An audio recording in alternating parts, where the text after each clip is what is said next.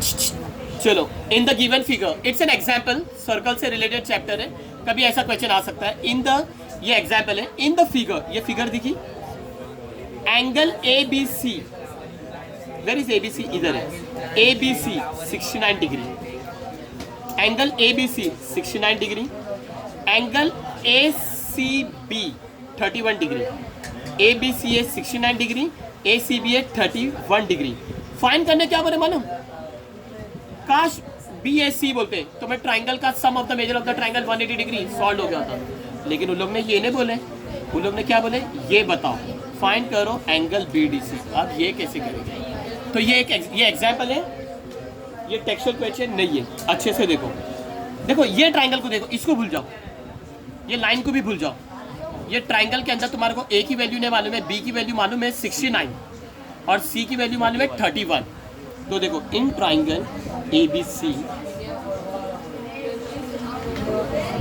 किसकी वैल्यू नहीं मालूम है, बी ए सी, तो उसको पहले लिखेंगे। एंगल 3 अल्फाबेट का भी लिख सकते हैं, एंगल 1 अल्फाबेट का भी लिख सकते हैं। एंगल की नेमिंग 3 अल्फाबेट का भी लिख सकते हैं और एंगल का नेमिंग 1 अल्फाबेट का भी लिख सकते हैं। Angle B A C plus angle A B C plus angle A C B is equal to 180 degree. Reason क्या लिखेंगे, the sum of the measure of all the angle of a triangle is 180 degree. B A C find करने का, जबकि B A C find नहीं करने का, क्या find करने का, बी डी सी। तो पहले बी ए सी तो फाइंड करो, बी डी सी के अंदर तो कोई एंगल ही नहीं पता है, जितने भी एंगल पता है ए बी सी के पता है, बी डी सी का कुछ भी नहीं पता है, ना तुमको डी बी सी पता है ना डी सी भी पता है। ये जो 69 और ये 31 है ना, ये ट्राइंगल ए बी सी का है, ये 69 और 31 ट्राइंगल डी बी सी का नहीं है। तो angle B A C find करने का है, plus angle A B C 69 degree, देखो ना A B C 69 degree given में दिया है। एंगल ए सी बी कितना दिया, 31 is equal to 180 degree. B A C 69 plus 31 कितना हो जाएगा, 100, बड़ा नंबर 69 है, उसकी साइन है plus, is equal to 180। Angle B A C is equal to 180 degree, plus 100 उधर जाएगा तो minus 100। Angle B A C is equal to 180 में से 100 गया 80 डिग्री।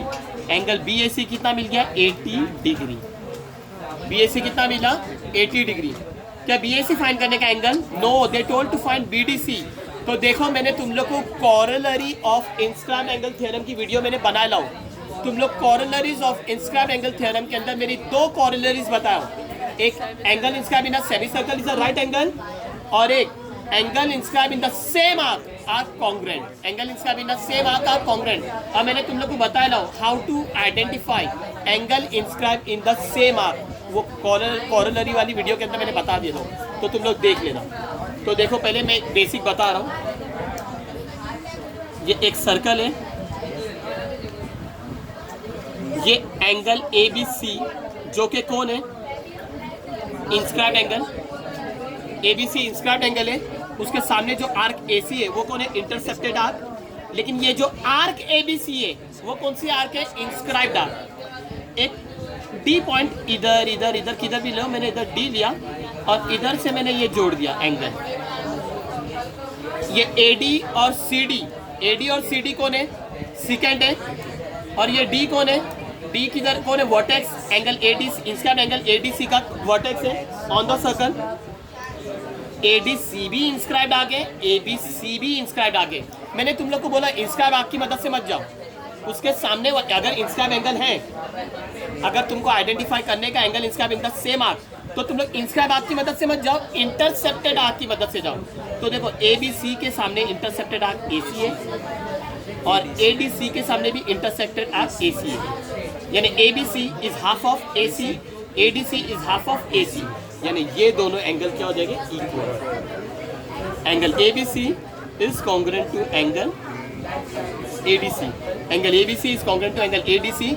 रीजन क्या लिखेंगे, angle inscribed, angle inscribed in the same arc, arc congruent, angle inscribe in the same arc are congruent.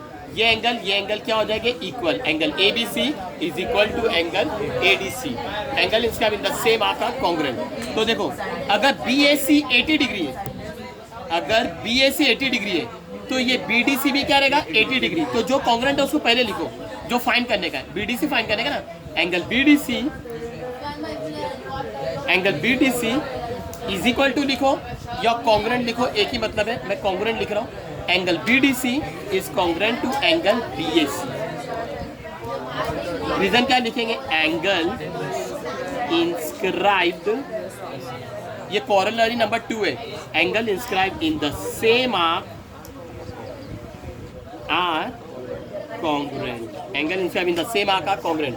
B A C 80 degree है तो B D C भी क्या रहेगा, इधर बी ए सी बता देना 80 डिग्री, तो बट मत बताओ, बी ए सी इधर 80 डिग्री बता देना, तो एंगल बी डी सी भी कितना हो जाएगा,